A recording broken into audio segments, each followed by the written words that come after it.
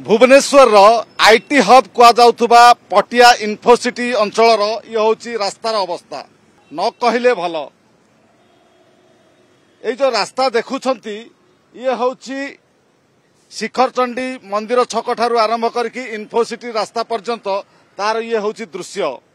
गत किछि दिन तले यही रास्ता खोल जाई पाइपलाइन बिछा जाइछि, विभिन्न संस्थार पाइपलाइन बिछा जाइछि, जोटा कि कुआ जाउछि आपणकर विभिन्न इंटरनेट सेवा जोगाउथुवा कंपनी पाइपलाइन बिछा जाइछि एवं राज्य सरकार पानी सप्लाई पई मध्य पाइपलाइन बिछा जाइछि एवं पाइपलाइन बिछाइबा पई राज्य सरकार जो पदक्षेप नैथिले एथिपई एक ठिकादार संस्था को एई कामटी दिया जाइथिला। ठिकादार संस्था केमिति बेपरुआ भावरे काम करछि तार ये होछि ज्वलंत उदाहरण। देखि पारुथिबे गोटे हाइवा गाड़ी पाखापाखि 10 चकिया ये हाइवा गाड़ी रे लोड रही चिप्स एवं चिप्स यही रास्ता रे जिबा बेले केमिति दबी जाइछि।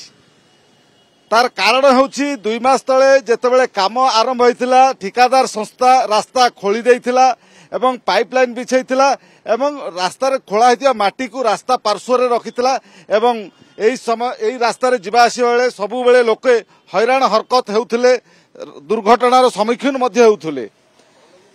ये होछि सेही दृश्य। एही दृश्य ही बयान करूछि ठिकादार संस्था किभଳି भाबरे बेपरुआ एवं निम्नमानर काम करछि तार ये होछि ज्वलंत उदाहरण।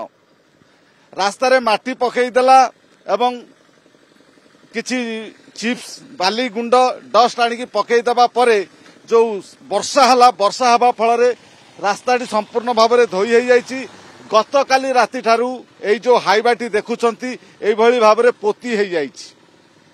एई जो सीधा सड़क चित्रटी देखुछंती एई स्थान रु खोला हितला आपणकर जो दृश्य देखुछंती सीधा सड़क एइठु देखुछंती जोठी ट्रकटी दबिछि एवं इन्फोसिटी छक पर्यंत एई रास्तार इन्फोसिटी छक पर्यंत खोला जाइतला। पाइपलाइन बिछा होइतला। पाइपलाइन बिछा जिबा परे ठिकादार संस्था ठीक भावे बाली फिलिंग करि नै एवं बाली फिलिंग करिबा परे पानी दिया जिबा कथा पानी मध्य दे नै तरबरिया भावरे माटी एवं किछि डस्ट पकई घोड़े की पळै जाइतला।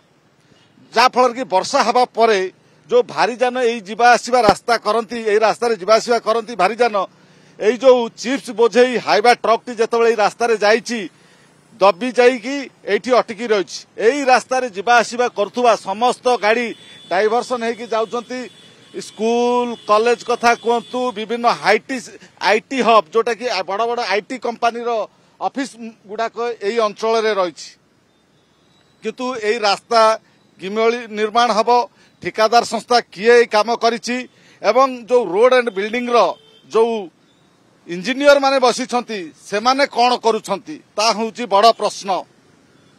आपण देखिथिबे गत किछि दिन धरी राज्यर बड़ बड़ इंजीनियर को घरे विजिलेंस रेड होउची।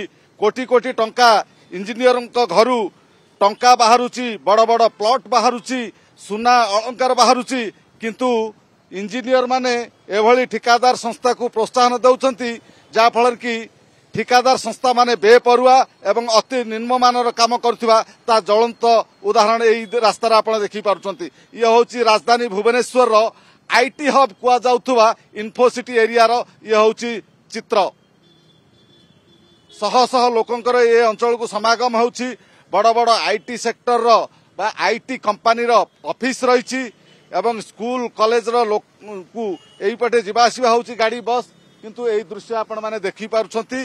गत काली ठारू ए हाइवा ट्रकटी जोटा दबिकी रहिछि एई रास्ता रे कोनसी गाड़ी जिबा आसीबा हेई पारु नै, तथापि प्रशासनर निद भांगु नै बा एठी एई अंचल जो इंजीनियर माने रहिछंती सेमानकर मध्य कोनसी पदक्षेप नै।